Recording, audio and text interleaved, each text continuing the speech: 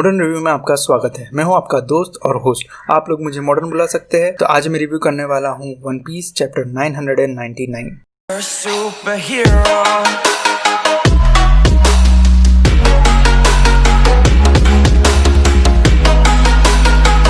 तो रिव्यू चालू करने से पहले मैं मेरी वन पीस हिस्ट्री बताना चाहता हूँ। मैं एनिमेज मेरे स्कूल डेज से देखता हूँ और मंगा मैंने कॉलेज डेज से पढ़ना चालू किया और मुझे वन पीस के बारे में कॉलेज डेज में पता चला कि कितना पॉपुलर है और क्रिटिकली अक्लेम्ड है। पर जब उसके चैप्टर्स और एपिसोड का नंबर देखा तो मैंने प्लान कैंसिल कर दिया। और 2015 में चैप्टर 784 रिलीज हुआ जब लूफी गियर फोर्थ एक्टिवेट करता है अगेंस्ट डोफ्लामिंगो। उस वक्त बहुत हाइप हो गया था सोशल मीडिया में। जो एनिमे और मंगा पेजेस फॉलो करते हैं उन्हें पता होगा। तो उस वक्त मैंने डिसाइड किया चल ट्राई कर लेते हैं और ये डिसीजन मैं कभी रिग्रेट नहीं करूंगा। अलाबास्ता आर्क खत्म होते ही मैं ऑलरेडी फैन हो चुका था और एनीज लॉबी तक वन पीस मेरे लिए सेकंड फेवरेट मंगा बन गया था और greatest story of all time बन चुका था। तो जब मैंने स्टार्ट किया 2 या 3 वीक में मैंने कैचअप कर लिया था करंट चैप्टर्स पर और तब से लेके आज तक मैं 5 साल से वन पीस मंगा चैप्टर को हर वीक फॉलो कर रहा हूँ। तो ये हो गया मेरा और वन पीस की कुछ हिस्ट्री और ये मेरा फर्स्ट रिव्यू है वन पीस और एनिमे एंड मंगा इन जनरल से रिलेटेड। तो मैं नर्वस और एक्साइटेड दोनों हूँ। तो मुझसे कुछ भी गलती हो जाए इस वीडियो में तो उसके लिए एडवांस में सॉरी। तो चलिए अभी रिव्यू करते हैं one piece chapter 999 the sake I brewed to drink with you. सिर्फ इस नंबर को देखिए,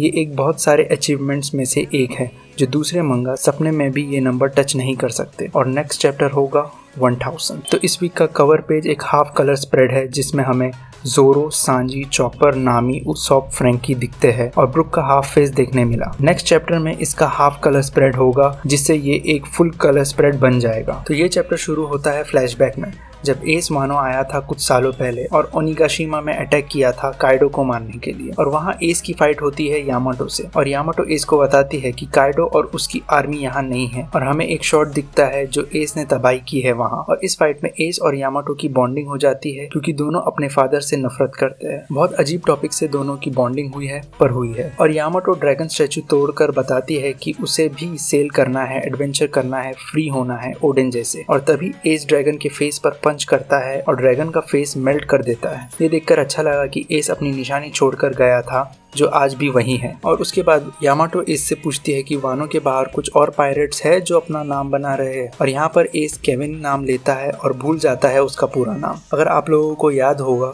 तो केविंडिश एक पॉपुलर पायरेट था पर वर्स्ट जनरेशन ने उसका स्पॉटलाइट छीन लिया था और उसे स्पॉटलाइट ही चाहिए आज भी। बट एस को उसका नाम तक याद नहीं। ये एक फनी सीन था। फिर उसके बाद एस किड, लॉ और बेज का नाम लेता है पर उसके बाद कहता है कि सबसे टफेस्ट पायरेट अभी तक आया नहीं है जो है उसका छोटा भाई लूफी। और ये बहुत ब्यूटीफुल मोमेंट है जहाँ एस प्राउड है अपने छोटे भाई पर और उसके बारे में सबको बोलता फिरता है। फिर एस उसे ये कहता है कि ये ड्रैगन के फेस पर निशान काइडो को वार्निंग है जब वो नेक्स्ट टाइम आएगा वानो। इस सेक्शन में कुछ बात करनी है। सबसे पहले यामाटो की स्ट्रेंथ, बिकॉज इस चैप्टर में यामाटो और एस की टक्कर की फाइट है और एस यामाटो की स्ट्रेंथ को एक्नॉलेज कर रहा है। और कुछ चैप्टर्स पहले यामाटो और लूफी की फाइट में भी यामाटो लूफी को टफ फाइट दे रही और एस सेकंड योंको कमांडर है तो यामाटो भी सेकंड या थर्ड योंको कमांडर की स्ट्रेंथ में आती हो। तो हम यामाटो की स्ट्रेंथ अंडर एस्टिमेट नहीं कर सकते। दूसरा मुझे ये बात करना है कि एस इस वक्त रियो तक यूज नहीं कर सकता क्योंकि करता होता तो वो यामाटो के कफ्स निकाल देता जो लूफी यूज कर सकता है। तो सोचो अगर काइडो वहाँ होता तो वो एस की क्या हालत करता। काइडो उसे जान से तो नहीं मारता क्योंकि काइडो का स्टाइल जान से मारना नहीं है, सामने वाले की विल तोड़ना है और उन्हें अपने अंडर काम करवाना है। फिर सीन शिफ्ट हो जाता है परफॉर्मेंस फ्लोर पर।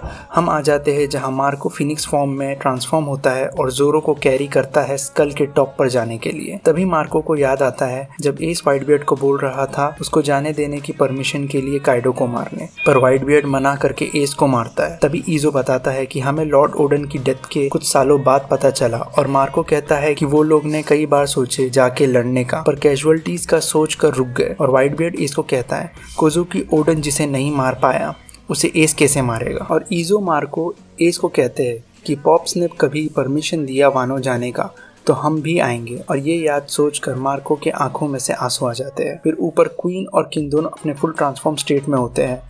मार्को और जोरो को रोकने की कोशिश करते हैं और क्वीन अपने मुंह से फायर करता है। पता नहीं कैसे, शायद उसने भी अपनी बॉडी को मॉडिफाई किया होगा पर मार्को के आर पार बुलेट चली जाती है। किंग और मार्को का कॉन्फ्रंटेशन होने ही वाला था तो ओडा ने सीन चेंज कर दिया वरना हमें 2 योंको कमांडर 1 की फाइट देखने मिलती। तो इस सीन में हमें ये पता चला कि ओडन के मरने के बाद क्यों व्हाइट बियर्ड काइडो को मारने नहीं गया ओडन छोटा भाई जैसा था व्हाइट बियर्ड के लिए, उसकी फैमिली का पार्ट था। ये चीज सभी फैंस को खटक रही थी कि व्हाइट बियर्ड वानो क्यों नहीं गया, और ओडा ने जो रीजनिंग दी है वो जस्टिफाइड है, प्रॉपर आंसर है, ये जिनके भी दिल में ये क्वेश्चन था उनके लिए। जब व्हाइट बियर्ड को ओडन की डेथ के बारे में सालों बाद पता चला और ओडन के साथ उसकी वाइफ, बच्चे और सारे समुराय भी मर चुके हैं, तो किस बात का बदला ले। अगर व्हाइट बियर्ड वॉर लेता भी काइडो से और शायद जीत भी जाता, बट स्टिल उसके साइड से कैजुअलिटीज होती और क्या हासिल होता। एक मरे हुए दोस्त के लिए बदला लेना जिसमें और लोग मर जाए, ये सही भी नहीं है। और दूसरी ओर जब एस कैप्चर्ड हुआ था मराइन के हाथों, तो वो जिंदा था,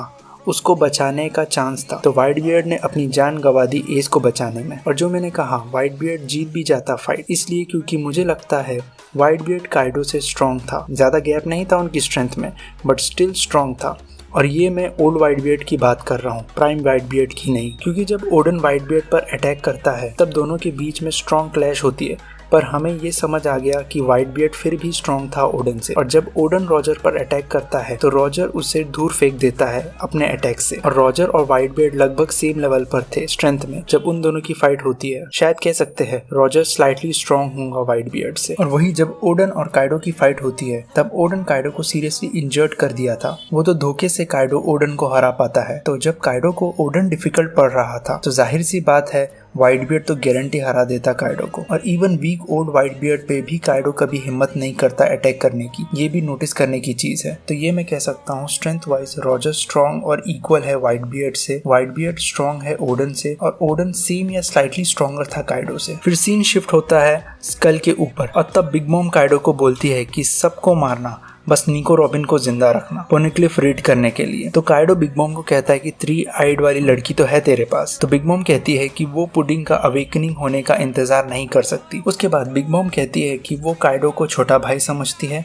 और जब रॉक्स पायरेट खत्म हुए थे गॉड वैली पर तभी बिग मॉम ने legendary devil fruit fish fruit Kaido को दिया था। तो काइडो कर्जदार है बिग मॉम का। तो काइडो कहता है सबसे पहले वन पीस लेंगे, फिर बाद में हम दोनों के बीच में जो भी है उस पर बात करेंगे। तो यहाँ सबसे पहले मुझे ये कहना है, मुझे लगता था काइडो और बिग मॉम एक्स कपल होंगे, बट यहाँ तो बिग मॉम ने उससे अपना छोटा भाई कहा। दूसरा, काइडो को बिग मॉम ने इतना स्ट्रॉन्ग डेविल फ्रूट क्यों दिया, खुद के पास क्यों नहीं रखा, खुद के बच्चों को क्यों नहीं दिया, ऐसा क्या काइडो को देने का रीजन था बिग मॉम का। और तीसरा जो हाईलाइट था इस चैप्टर का, काइडो का डेविल फ्रूट रिवील जो है एक लेजेंडरी फिश फ्रूट। तो मुझे तो पहले समझा नहीं कि फिश फ्रूट है, बट काइडो तो ड्रैगन में ट्रांसफॉर्म होता है। तो थोड़ा गूगल करने के बाद पता चला कि एक एंशिएंट चाइनीज माइथोलॉजी है कोई फिश के बारे में। बहुत सारे कोई फिश वाटरफॉल को क्लाइंब करने की कोशिश कर रहे हैं, सब उस वाटरफॉल के टॉप पर जाने की कोशिश कर रहे हैं, और जब भी वो लोग कोशिश करते हैं वहां से वो लोग गिर जाते हैं।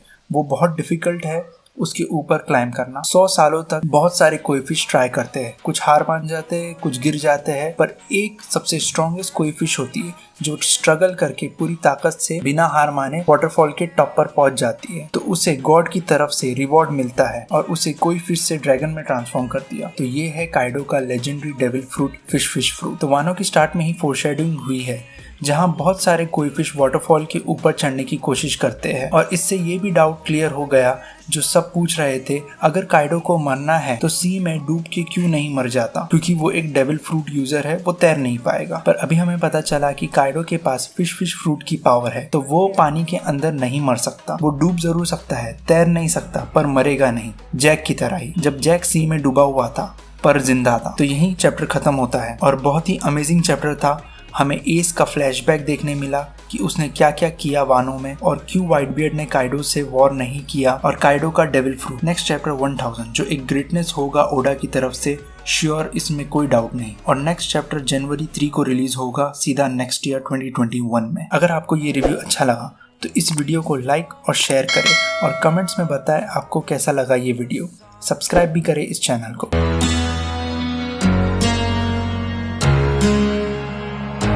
Dream